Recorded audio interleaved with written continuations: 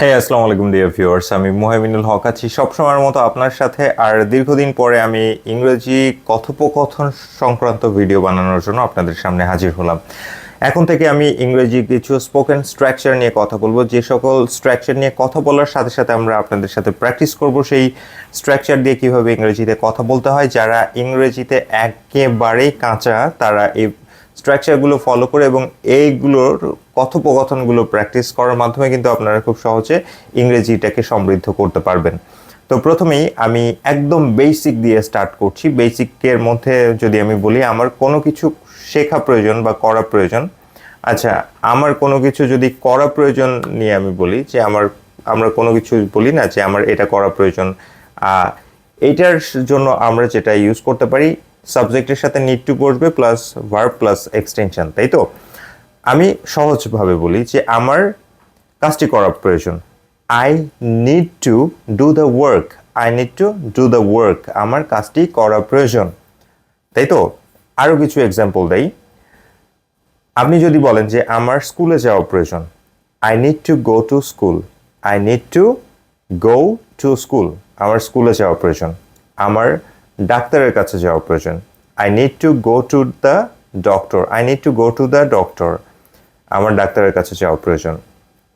আমার ইংরেজি শেখা প্রয়োজন। I need to learn English. I need to learn English. আমার ইংরেজি শেখা প্রয়োজন।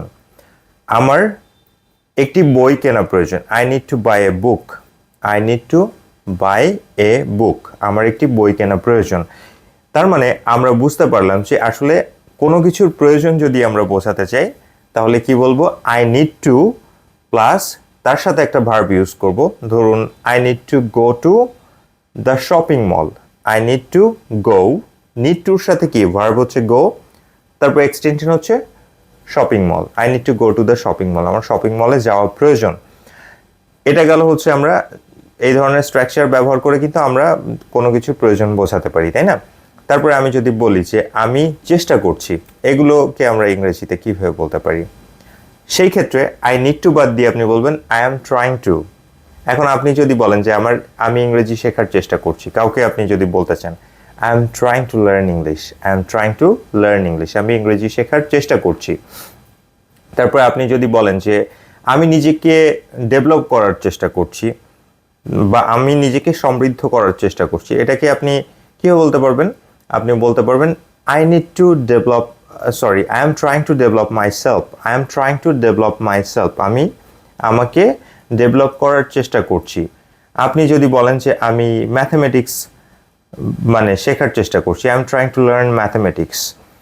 এখন এই যে চেষ্টা করছি এর সাথে কিন্তু আরও কিছু আমরা কথা জুড়ে দিতে পারি। ধরুন আপনি যদি বলেন যে আমি আজকে থেকে ইংরেজি শেখার চেষ্টা করছি, I am trying to learn English from today.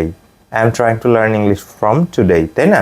তারপরে আপনি যদি বলেন যে আমি হচ্ছে 1 বছর আগে থেকে ইংরেজি শেখার চেষ্টা করছি, I am trying to learn English from 1 ইয়ার। তো আমরা এইভাবে কিন্তু কথোপকথনগুলো সুন্দর করে সাজিয়ে বলতে পারি। তার মানে আমরা চেষ্টা করছি, এইটার জন্য আপনি ব্যবহার করবেন আই এম ট্রাইং টু, তারপরে হচ্ছে আপনার ভার্ব প্লাস এক্সটেনশন ব্যবহার করবেন।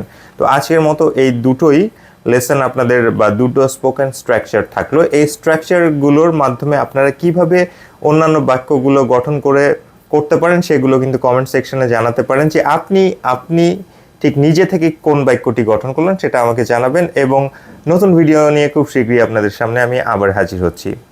তত সময় পর্যন্ত আমার সাথেই থাকুন আর দেখতে থাকুন quality development Bangla YouTube channel এবং ফেসবুক পেজ। ধন্যবাদ সবাইকে।